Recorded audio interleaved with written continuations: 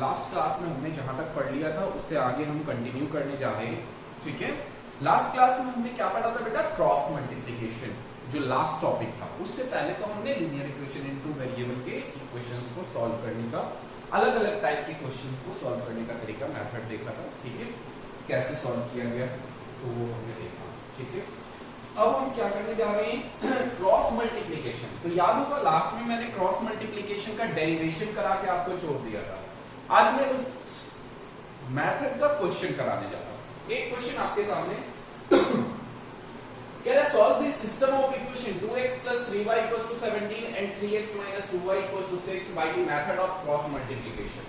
Solve करना है इस सिस्टम को। ठीक है, इस इक्वेशन को, इक्वेशन दिया है 2x + 3y = 17 and 3x - 2y = 6 by the method of cross multiplication. किसके द्वारा? Method of cross multiplication. बेटा एक बात याद रहे, क्रॉस मल्टीप्लिकेशन को सॉल्व करने का जो मेथड है वो आपने देखा हुआ है। ठीक है, जो लास्ट क्लास में हमने किया था इक्वेशन को, उसमें हमने क्या देखा था कि इक्वेशन क्या होना चाहिए? यूनिक सॉल्यूशन होना चाहिए। इक्वेशन क्या होना चाहिए? यूनिक सॉल्यूशन होना चाहिए, तभी वो सॉल्व हो सकता है, नहीं तो नहीं हो सकता। तो पहले तो हमें इसे चेक करना पड़ेगा कि ये यूनिक सॉल्यूशन है कि नहीं है। 2x + 3y = 17। 2x वैसे तो इसमें बोला है तो होगा ही, बट मैं आपको साथ में ये भी करा देता हूं कि अगर कोई क्वेश्चन ऐसा आए कि पहले कहीं चेक करो फिर देन उसे सॉल्व करो, तो कैसे करोगे? ठीक है, एंड सेकंड इक्वेशन क्या दिया हुआ है मुझे? सेकंड इक्वेशन दिया बेटा 3x - 2y, ठीक है, इक्वल्स टू में कितना? 6। 3x - 2y - 6 इक्वल्स टू में कितना? 0। ठीक है, अब हमारा a1 इक्वल्स टू हो गया 2, b1 इक्वल्स टू हो गया 3, c1 इक्वल्स टू हो गया -17। ओके, अब a2 मेरे पास क्या हो जाएगा? a2 हो गया 3, b2 हो गया -2 और c2 हो गया माइनस का कितना? 6। ठीक है, अब हम इसे कैसे करते हैं? तो a1/a2 equals to b1/b2, a1/a2 2/3 equals to 3 में कितना? -2। Both are equal? No, both are not equal. Means a1/a2 is not equal to b1/b2। अगर ये दोनों इक्वल नहीं है तो क्या होगा? अगर ये दोनों इक्वल नहीं है तो this is a unique solution, this is a unique solution. अगर ये यूनिक सॉल्यूशन है तो देन हम इसे सॉल्व कर सकते हैं। अगर ये यूनिक सॉल्यूशन है तो ही हम इसे सॉल्व कर सकते हैं। यस, तो चलो इसे सॉल्व करते हैं। कैसे? तो क्रॉस मल्टीप्लिकेशन का रूल था x/में b1 b2 c1 c2, y/में a1 a2, फिर 1/में b1 b2। इसको इससे मल्टीप्लाई, इसको इससे, इसको इससे मल्टीप्लाई, इसको इससे, इसको इससे मल्टीप्लाई, इसको इससे, और फिर क्या कर दो? माइनस। चलो पुट करो x/में, x/में कितना? b1 b2। कहां है b1 b2? ये रहा आपका 3 और ये रहा -2। फिर c1 c2, c1 कितना आपके पास? -17 और -6, c1 c2। ठीक है, equals to y/में, y/में a1 a2, a1 a2 क्या दिया हुआ है? 2 और 3, 2 और 3, और उसके बाद आपको 1/में b1 b2, b1 b2 क्या दिया हुआ है? 3 और -2। ठीक है,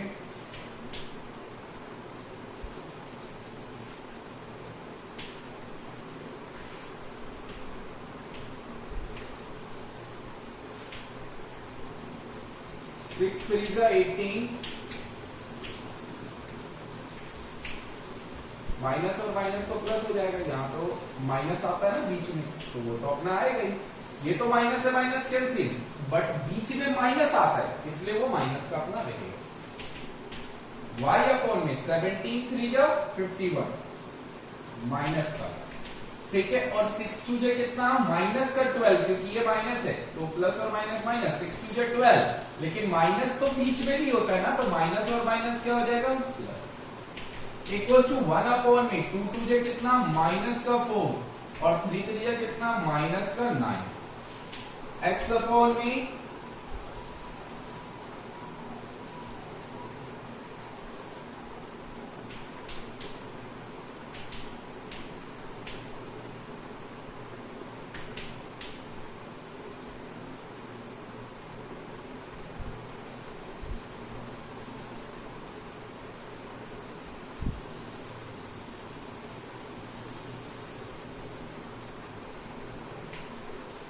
ठीक है, और 1 अपॉन में 9 और 4 कितना हो जाएगा बेटा, माइनस का 30 आ गया मेरे पास।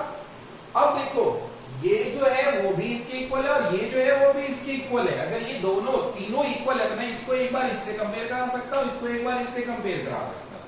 तो नाउ अब क्या करोगे बेटा, x upon minus 52 equal to 1 upon में माइनस 13 एंड दूसरा y upon minus 39 equal to 1 upon minus 13, minus से minus cancel, x equal to 52 upon 13, ठीक है, और माइनस से माइनस कैंसिल तो y इक्वल टू 39 अपॉन में 13, 13 3 जा 39, 13 4 जा 52, x इक्वल टू आ गया 4 और y इक्वल टू क्या आ गया बेटा 3। तो दिस इज योर आंसर, ठीक है। तो इसी को कहते हैं बेटा क्रॉस मल्टीप्लिकेशन, ठीक है, कर लीजिए।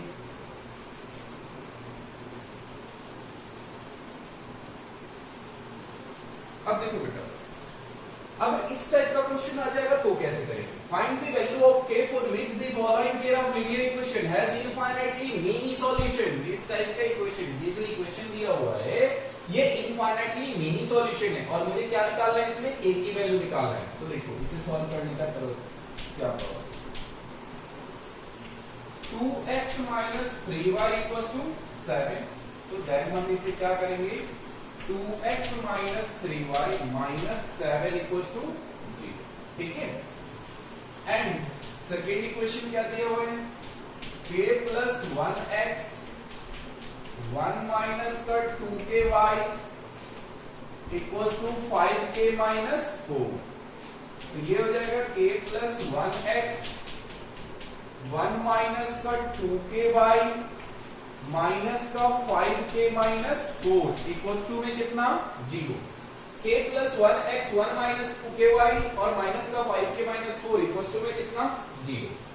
अब मुझे a1 क्या दिया हुआ है, a1 दिया हुआ है 2, b1 क्या दिया हुआ है, b1 दिया हुआ है माइनस 3 और c1 क्या दिया है माइनस का 7, c1 क्या दिया है माइनस का 7। a2 मुझे दिया है k प्लस 1, फिर b2 मुझे दिया है 1 माइनस का 2k और C2 मुझे दिया है क्या माइनस का 5k माइनस 4, 5k माइनस 4, ठीक है। A1 A2 B1 B2 C1 C2 ये वैल्यूज मुझे दी हुई ना, ओके। अब मुझे निकालना क्या है, मुझे दिया है infinitely many solution, means that पहले से गिवन है, चेक नहीं करना है, पहले से गिवन है A1 upon A2 equal to B1 upon B2। इस केस में 2 अपॉन में k प्लस 1 इक्वल टू में माइनस 3 अपॉन 1 माइनस का 2k, ठीक है। अब इससे क्या करोगे, देखो a1 upon a2 equal to b1 upon b2, infinitely many solution में क्या होता है, a1 upon a2 equal to b1 upon b2 equal to c1 upon c2, तीनों के तीनों क्या होते हैं इक्वल होते हैं। तो सर आपने सिर्फ दो ही क्यों लिया, बाकी के दो क्यों नहीं लिए, तो बेटा हम पहले दो को लेकर सॉल्व करेंगे, फिर b1 b2 और c1 c2 को लेकर सॉल्व करेंगे। दोनों से जो k की वैल्यू आएगी वो ऑलवेज सेम ही आएगी, ठीक है, याद रखना। अब देखो इसे कैसे, इसको इससे और इसको इससे, ये हो गया 2 1 माइनस का 2k माइनस 3, ये क्या हो गया आपका k प्लस 1। अब इसे सॉल्व करो, 2 1 जा 2 माइनस 2 2 जा 4k माइनस का 3k और माइनस का कितना 3, ओके। अब क्या हो जाएगा, ये मेरा minus 4k minus 3k minus का नहीं प्लस का 3k, फिर माइनस 3 और ये क्या हो जाएगा आपका माइनस 2, 4 में से 3 जाएगा, ये आ जाएगा माइनस k और ये 3 और 2 कितना हो जाएगा माइनस 5, k इक्वल्स टू कितना 5, k इक्वल्स टू कितना 5। Next and b1 upon b2 equals to c1 upon c2, b1 upon b2 equals to c1 upon c2, b1 upon b2 क्या हो जाएगा माइनस 3 अपॉन में 1 minus 2k, okay. And minus 7 upon में minus का 5k minus 4, minus से minus cancel, minus 3 upon 1 minus 2k, 7 upon 5k minus 4, ये हो जाएगा माइनस 3 5k माइनस 4, ये हो जाएगा 7 1 माइनस 2k, माइनस का 5 3 जा 15k, 4 3 जा 12, 7 1 जा 7 माइनस 7 2 जा 14 के माइनस 15 के प्लस 14 के 7 माइनस 12, 15 माइनस 14 माइनस के 12 में से 7 गया माइनस 5 k इक्वल टू कितना आ गया बेटा 5, k इक्वल टू कितना आ गया 5। ओके अब देखो k इक्वल टू उसमें भी 5 आ रहा था, k इक्वल टू इसमें भी 5 आ रहा था, तो हेंस k की वैल्यू क्या होगी 5, हेंस k इक्वल टू 5। अब आपने क्या देखा, हेंस k इक्वल टू 5। अब आपने क्या देखा कि अगर इनफाइनाइट मेनी सॉल्यूशन है तो a1 upon a2 b1 upon b2 को इक्वल में रख के k निकालो, या b1 upon b2 equal to c1 upon c2 को रख के निकालो, आंसर क्या आएगा सेम आएगा। Okay any doubt, no doubt. चलिए आगे बढ़ते हैं।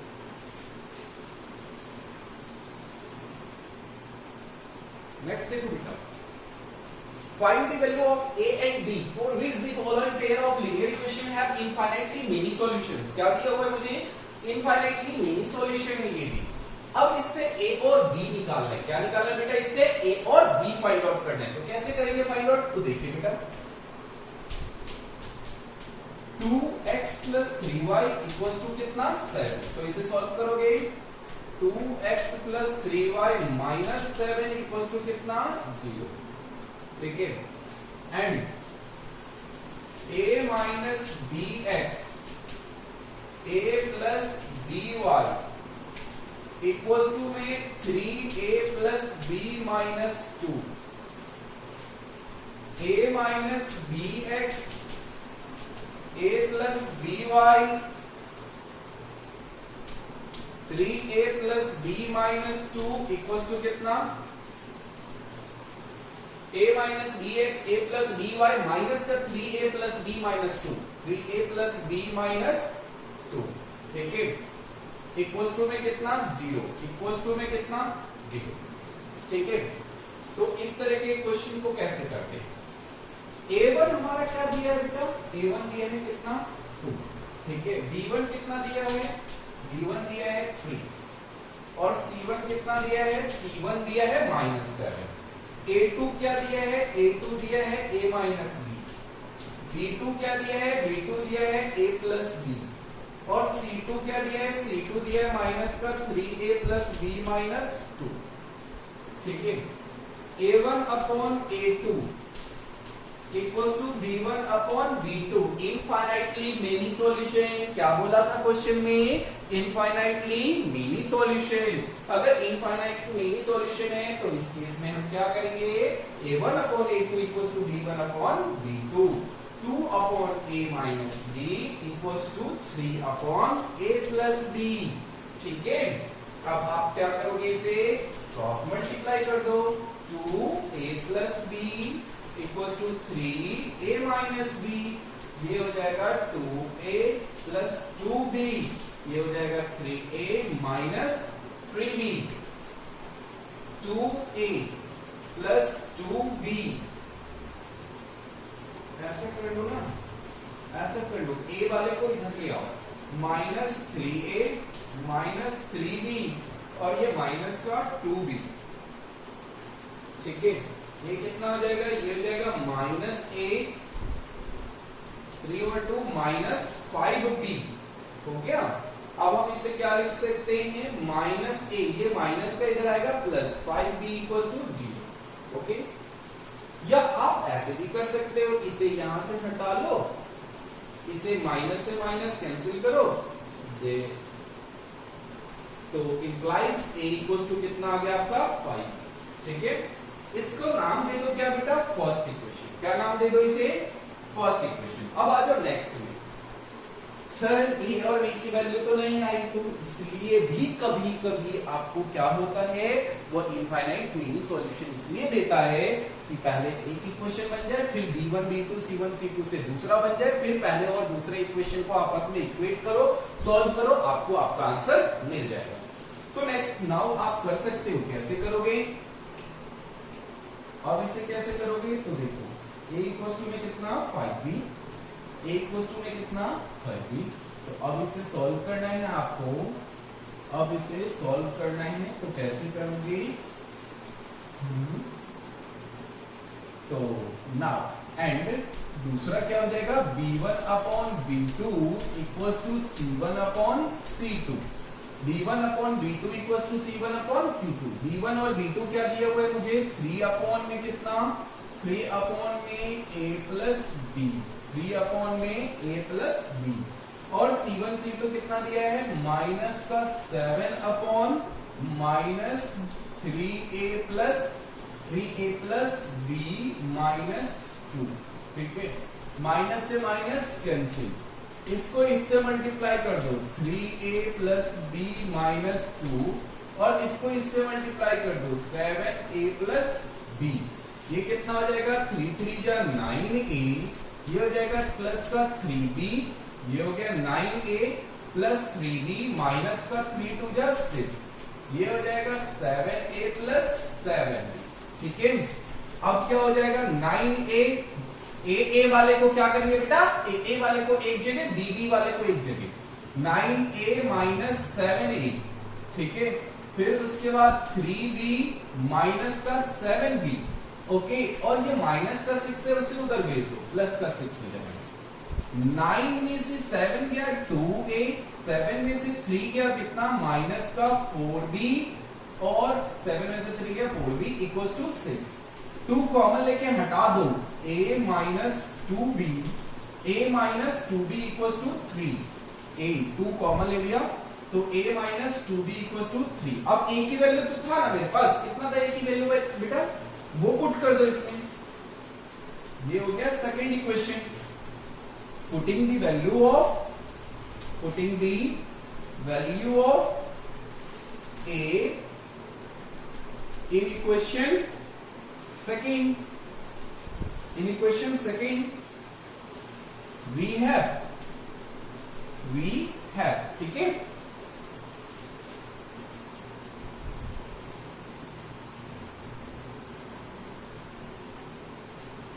अब क्या हो जाएगा?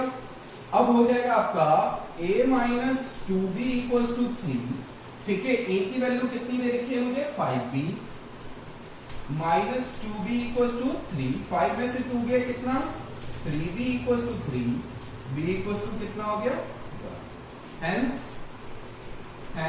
a इक्वल्स टू कितना आया? हेंस a इक्वल्स टू, ओ अभी a की वैल्यू तो नहीं आई तो देख लो। Therefore a इक्वल्स टू कितना था? 5b। a इक्वल्स टू कितना था बेटा? 5b। b की वैल्यू कितनी है आपके पास? 1। कितना आ गया? 5। तो हेंस a इक्वल्स टू कितना? a equals to 5 and b equals to, okay, a equals to 5 and b equals to, तो एक पास कर लीजिए।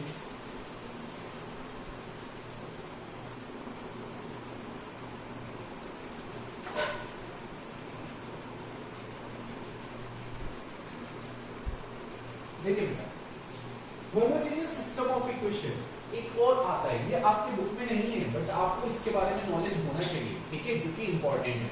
होमोजेनियस सिस्टम ऑफ इक्वेशंस क्या कहता है? a1x plus b1y equals to 0 and a2x plus b2y equals to 0। इसमें ना कांस्टेंट की वैल्यू नहीं होती है, मींस आपको c की वैल्यू गिवन नहीं होती है, ठीक है, कांस्टेंट यहाँ पर 0 होता है। तो उस केस में क्या कहता है? फर्स्ट केस दी जीरो सॉल्यूशन, मींस उसकी x की भी वैल्यू 0 होगी और y की भी वैल्यू 0 होगी। और when a1 upon a2 is not equals to b1 upon b2। Second, an infinite number of non-zero solution। infinite number of non-zero solution मतलब उसके सॉल्यूशन नॉन जीरो होंगे, जीरो नहीं होंगे, बाकी कई सारे सॉल्यूशंस हो सकते हैं। तो उस केस में आपका when a1 upon a2 equal होना चाहिए किसके? b1 upon b2 के। नोट, ये बात याद रखना है, the homogeneous system of equation is always consistent। The homogeneous system of equations is always consistent। Homogeneous system जो होता है वो ऑलवेज क्या होता है बेटा? कंसिस्टेंट होता है। ऑलवेज क्या होता है? कंसिस्टेंट होता है, ठीक है। चलिए अब देखते हैं होमोजेनियस सिस्टम ऑफ इक्वेशन दोनों के। Find the value of k, हमें k निकालना है, for which this system of equations this and this has a non zero solution. Guaranteed surety कहता हूं, आप अपने किसी फ्रेंड से पूछ लेना, उसको नहीं पता होगा इसके बारे में। ना ही किसी लेक्चर में, ना ही कोई टीचर इसको इस कॉन्सेप्ट को पढ़ा दे, बट आपको पता होना चाहिए प्लीज। सॉल्यूशन देखो, 3x plus 5y equals to 0 and दूसरा मुझे क्या दिया है, kx plus 10y equals to में 0। ठीक है, a1 equals to 3, b1 equals to कितना 5, a2 equals to k, b2 equals to कितना 10, a1 upon a2 equals to b1 upon b2। ठीक है, 3 अपॉन में k इक्वल्स टू 5 अपॉन में 10, 5 1 जा 5, 5 2 जा 10, 3 upon k equals to 1 upon 2। ठीक है, k इक्वल्स टू कितना हो जाएगा, 3 2 जा 6। Any doubt? अब हमारा इस टाइप के क्वेश्चंस तो कंप्लीट हो गए। अब हम आते हैं वर्ड प्रॉब्लम्स पे बेटा। ठीक है,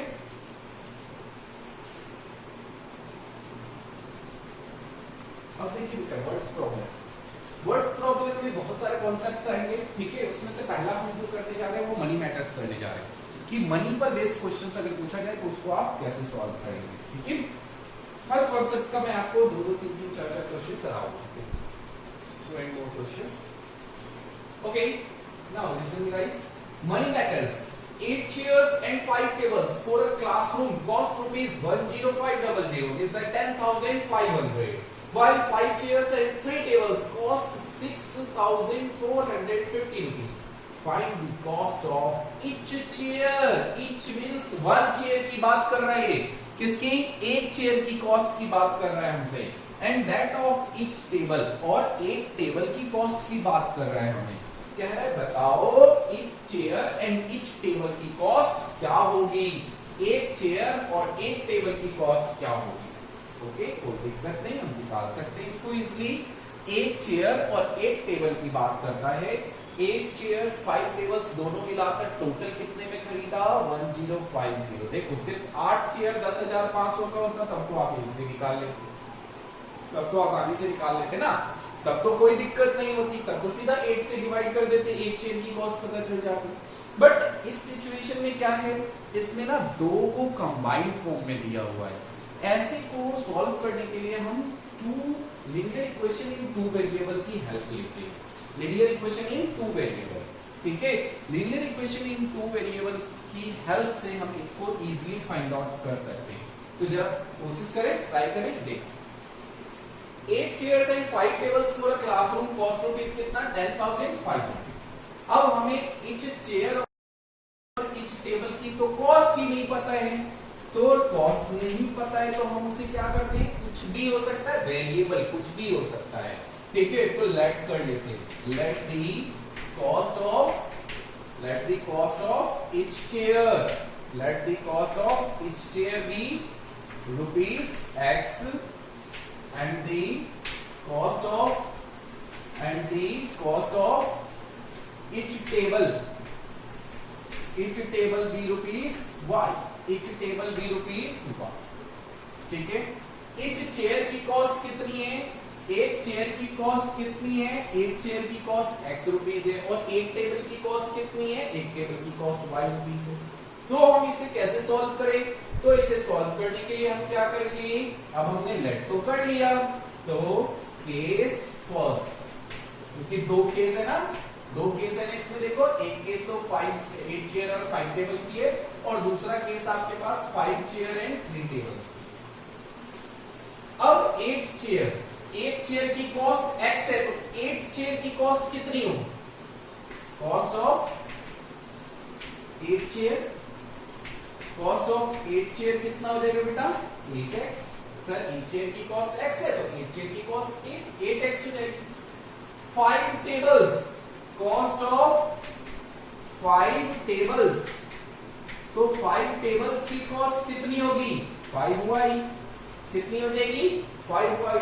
8 चेयर एंड 5 टेबल्स, तो 8 चेयर की कॉस्ट 8x, 5 टेबल्स की कॉस्ट 5y, तो इसका हो जाएगा आपका 8x प्लस 5y। दोनों का कॉस्ट मिला के कितना दिया हुआ है, 10,500। दोनों का कॉस्ट मिला के, जितने आपने 8 चेयर कर दिए और जितने में आपने 5 टेबल खरीदे, उन दोनों का कॉस्ट मिला के आपको कितना दिया हुआ है, 10,500। कितना दिया हुआ है 10,500, ठीक है। ओके, तो दोनों का कॉस्ट ऐड कर देंगे ना। अगर मैं कहूं कि बाजार जाओ, आपके मम्मी पापा ने बाजार भेजा आपको, बोला कि जाओ बेटा मार्केट से ना आप क्या खरीद के लाना, 5 kg एप्पल खरीद के लेना और 5 kg मैंगो खरीद के ले आना, और आपको उन्होंने क्या दे दिया 200 रुपीज दे दी। 5 kg एप्पल आपने 100 रुपीज में खरीद लिए और 5 kg आपने मैंगो 100 रुपीज में खरीद लिए। टोटल कॉस्ट कितना हो गया 200, ठीक है। आपने पापा को आके बोला पापा ये रहा 100 रुपीज का मैंगो और ये रहा 100 रुपीज का एप्पल, ठीक है। दोनों का कॉस्ट हो गया पापा, इसका 100 रुपीज प्लस इसका 100 रुपीज, दोनों का सम कितना हो गया 200 रुपीज। आपने पापा को टोटल क्या दे दिया, जो भी आपने खर्च किए एक्सपेंसेस आपने बता दिए कि टोटल एक्सपेंस पापा आपने मुझे 200 दिए थे और 200 का 200 दोनों का दोनों क्या हो गया 200, टोटल क्या हो गया खर्च हो गया, ठीक है। कैसे हुआ, तो 100 रुपीज का एप्पल और 100 रुपीज का मैंगो, दोनों का कॉस्ट 200 रुपीज, टोटल कॉस्ट यहाँ पे आपने पुट कर दी, ठीक है। मैंने भी वही किया, ठीक है। दोनों का कॉस्ट मिला के ये बन गया, क्या हो गया ये इक्वेशन फर्स्ट, ओके। नाउ अब हम सेकंड केस को सॉल्व करते हैं। केस सेकंड केस क्या दिया हुआ है बेटा, कह रहा है व्हाइल 5 चेयर्स, कितना 5 chairs and 3 tables cost rupees this, 5 chairs and 3 tables cost of 5 chairs, cost of 5 chairs equals to कितना 5x, cost of 5 chairs equals to कितना 5x, and cost of 5 tables, cost of 5 chairs, अच्छा 3 tables, तो 3y कितना 3y, 5 chairs की cost 5x हो जाएगी और 3 tables की कॉस्ट 3y हो जाएगी। दोनों का कॉस्ट ऐड कर दो, 5x plus 3y equals to में कितना हो जाएगा बेटा total cost 6,450, 6,450, 5x plus 3y equals to 6,450। This is your second equation. This is your second equation. अब इसे कैसे सॉल्व करेंगे सर, देखो मैं एक दो क्वेश्चन को सॉल्व करके दिखाऊंगा, फिर बाद के क्वेश्चंस का सिर्फ मैं इक्वेशन बनाऊंगा, सॉल्व आपको खुद घर पे करना होगा, मैं उसका आंसर लिख दूंगा, ठीक है। चलिए देखिए 8x plus 5y equals to मुझे ये दिया था और वो 5x plus 3y equals to this. अब आप चाहो तो इसे सब्स्टिट्यूशन से कर लो, चाहे तो आप मल्टीप्लिकेशन से कर लो। चलो इसे सब्स्टिट्यूशन से करके दिखाते हैं, ठीक है। From equation first we have, from equation first क्या मिलेगा बेटा मुझे 8x plus 5y, 8x plus 5y equals to कितना 10,500, 8x इक्वल्स टू कितना आ जाएगा 10,500 माइनस का 5y, x की वैल्यू निकाल लो यहाँ 10,500 माइनस 5y अपॉन में कितना 8। ये कौन सा इक्वेशन हो गया थर्ड, सब्स्टिट्यूशन मेथड से करा रहा हूं, सब्स्टिट्यूशन जो पहला मेथड किया है। Putting this equation in equation second, क्योंकि मैंने बता रखा है जिस इक्वेशन से निकलता है कभी भी उसमें पुट नहीं किया जाता है, ये बात हमेशा ध्यान रखिए। आपने इसे फर्स्ट इक्वेशन से बनाया तो सेकंड में पुट करोगे, putting equation 3, putting equation 3 in equation second we have, ठीक है कोई दिक्कत नहीं। हमारा सेकंड इक्वेशन क्या दिया है 5x plus 3y equals to में कितना 6450, 5x की वैल्यू कितना है बेटा 10500 माइनस 5y अपॉन में कितना 8 प्लस 3y इक्वल्स टू में कितना 6,450, ठीक है। अब मैं इसे मल्टीप्लाई करके इसे एक्सपेंड कर लेता हूं 10500 माइनस 5y, ठीक है, प्लस 8 3 जा 24y इक्वल्स टू 6450 अपॉन में 8 रहेगा, ये एलसीएम ले लिया ना, देखो ये तो जैसा था वैसे ही रहने दिया, इसको 8 3 जा 24 कर दिया, अपॉन में एलसीएम 8 भी यूं ही रहने दिया, ये जैसा था वैसे ही छोड़ दिया, ठीक है। अब देखिए इसको मल्टीप्लाई कर दीजिए 5 को 00 से, 5 5 जा 25, कैरी बचा 2, 5 1 जा 5 को 0 से ये तो 2 बचेगा, 5 1 जा 5, 5 5 जा 5 को तो 5 से भी करोगे ना बेटा, 5 को इससे कर दिया, 5 को इससे, 5 5 जा 25 24y इक्वल टू 6415 इंटू में कितना 8, इंटू में कितना 8। अब क्या हो जाएगा 5200, 52500, 25 में से 24 गया, कितना बच गया y इक्वल टू इसे मल्टीप्लाई कर दीजिए,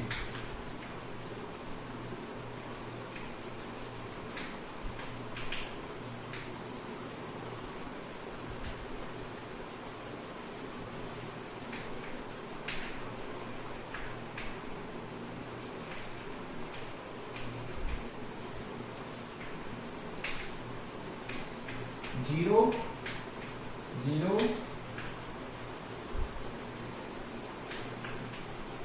9, ठीक है 900 माइनस बड़ी रकम कैंसिल, y इक्वल टू कितना आ जाएगा बेटा, y इक्वल टू कितना आ जाएगा, y इक्वल टू मिल गया आपको 900, ठीक है। अब आप y की वैल्यू किसी भी एक इक्वेशन में पुट कर दीजिए, किसी भी एक इक्वेशन में पुट कर दीजिए y की वैल्यू। अब मैं y की वैल्यू रख देता हूं किसमें बेटा, y की वैल्यू थर्ड इक्वेशन में, putting the value of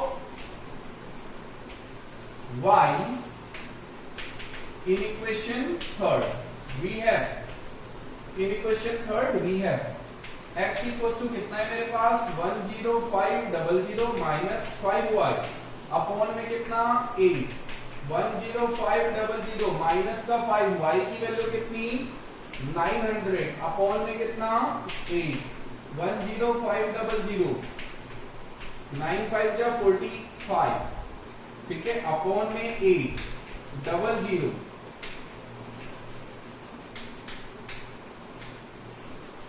upon में 8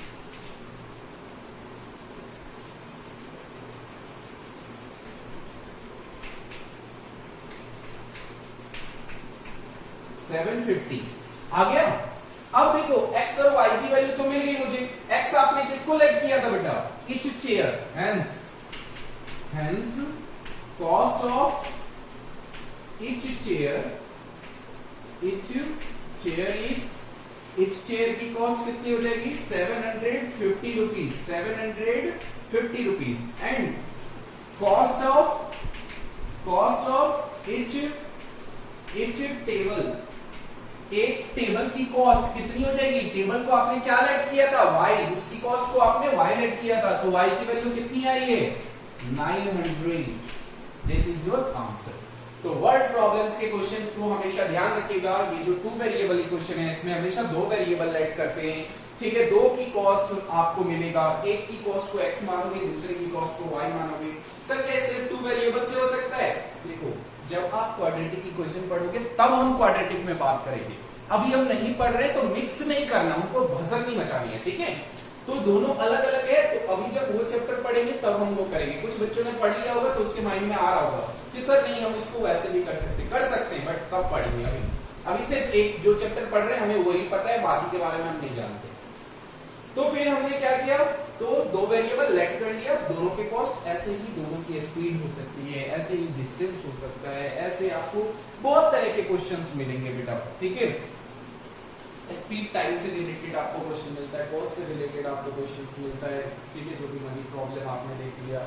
उसके बाद आपका जैसे और परसेंटेज बेसिस पे, रेशियोज बेसिस पे ऐसे क्वेश्चंस आपको मिलेंगे। तो हमने 2 वेरिएबल में लेट किया, दोनों से इक्वेशन फॉर्म किया, इक्वेशन को सॉल्व करना है। अब आपको इक्वेशन को सॉल्व आप किसी भी मेथड से कर सकते हैं, उसमें जो x और y की वैल्यू आएगी वही आपका इसका आंसर होगा, ठीक है। चलिए नेक्स्ट क्वेश्चन देखिए बेटा, second number question, the monthly incomes of A and B are in the ratio 8:7. The monthly incomes of A and B are in the ratio 8:7, and their expenditures are in the ratio 19:16. 19:16, and their expenditures are in the ratio 19:16. If each save 5,000 rupees, 5,000 per month, find the monthly income of each.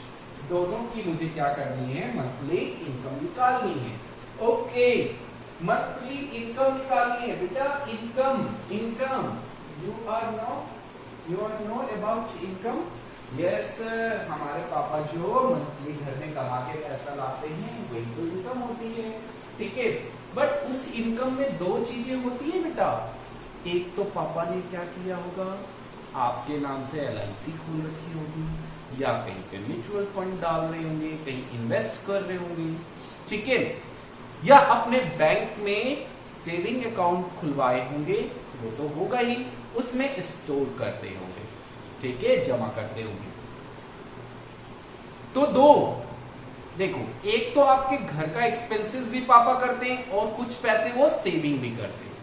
वो expenses और saving दोनों कहां से आता है, तो income से ही तो आता है। जितना आपके पापा सेव करते हैं वो भी इनकम का पार्ट है, और जितना आपके पापा घर में खर्चे के लिए यूज करते हैं या आपको देते हैं, आपकी मम्मी को देते हैं, ठीक है, जिसे मम्मी पोटली बना के रख देती हैं, ठीक है, वो एक्सपेंडिचर। ओके, तो इनकम और एक्सपेंडिचर, जब इनकम और एक्सपेंडिचर, नो, एक्सपेंडिचर और saving both are the part of income. ये दोनों के दोनों किसके पार्ट है, इनकम के पार्ट है। इनकम से ही एक्सपेंडिचर निकलता है और सेविंग निकलता है। तो अगर हम इसे कहें शॉर्ट फॉर्म में, तो income plus saving plus expenditure equals to income, saving plus expenditure, ठीक है। इनकम जो होता है वो किसके इक्वल होता है, इनकम जो होता है वो किसके इक्वल होता है, एक्सपेंडिचर प्लस सेविंग। इन दोनों को प्लस करोगे तो क्या हो जाएगा, आपका इनकम आ जाएगा। और अगर मैं इनकम में से एक्सपेंडिचर माइनस कर दूं, इनकम में से एक्सपेंडिचर माइनस कर दूं, तो क्या मिल जाएगा मुझे, सेविंग। क्या मिल जाएगा मुझे, सेविंग। फिलहाल तो मुझे इसकी जरूरत है, वैसे तो मैं एक्सपेंडिचर भी निकाल सकता हूँ इनकम में से सेविंग माइनस करके, बट मुझे ये चाहिए, ये वाला टर्म मेरे लिए काम का है। कैसे काम का है, तो यहां देखो, the monthly incomes of A and B, मुझे ए और बी का मंथली इनकम रेशियो में दिया हुआ है, इसमें दिया हुआ है रेशियो में, एंड देयर एक्सपेंडिचर, और उनका एक्सपेंडिचर भी मुझे दिया हुआ है, इसमें रेशियो में, बट वैल्यू में मुझे क्या दिया हुआ है, उनकी सेविंग दी हुई है, सेविंग, ठीक है। तो ऐसे केस को करने के लिए हम क्या करते हैं, लेट कर लेते हैं,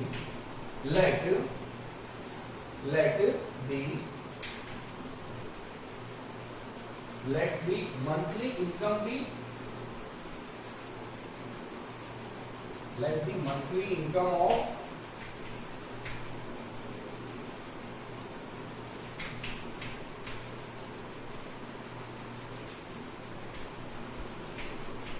A and B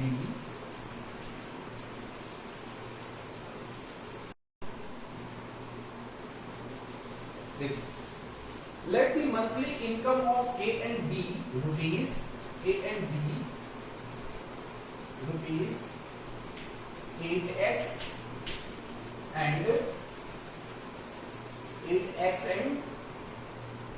7x, ठीक है, and their monthly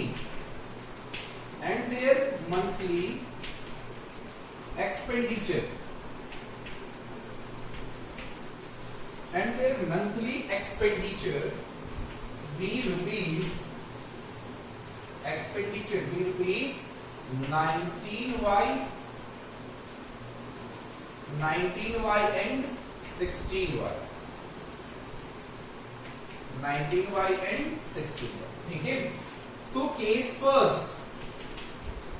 first, income minus expenditure, A का इनकम, ए का एक्सपेंडिचर, इनकम में से एक्सपेंडिचर माइनस होता है 8x minus 19y, 8x minus 19y, income minus expenditure equal to क्या मिलता है, saving. Income minus expenditure equal to क्या मिलता है आपको, सेविंग। सेविंग कितना दिया हुआ है बेटा, मुझे सेविंग कितना दिया हुआ है, 5000, ठीक है। Income minus expenditure equal to saving, this is your first equation, ठीक है। और केस सेकंड, कर देता हूं केस सेकंड, ठीक है। केस सेकंड केस में क्या है आपके पास, सेकंड केस में वो कह रहा है, सेकंड केस में क्या कह रहा है आपको, सेकंड केस में भी इनकम माइनस एक्सपेंडिचर, तो 7x minus 16y, 7x minus 16y equals to में कितना दिया हुआ है? तो इक्वल्स टू में मुझे दिया हुआ है ₹5000। कितना? 5000, क्योंकि दोनों के लिए ही तो सेम था ना बेटा। ठीक है, दोनों के लिए तो सेम था, सेविंग ए और बी दोनों के लिए सेविंग तो सेम था। तो 8x income minus expenditure A का निकल गया, इनकम माइनस एक्सपेंडिचर बी का निकल गया। अब दोनों इक्वेशन को सॉल्व करेंगे, तो दोनों इक्वेशन को सॉल्व करने के लिए आपको पता है, निकाल लीजिए इसी से सब्स्टिट्यूशन से। From equation cos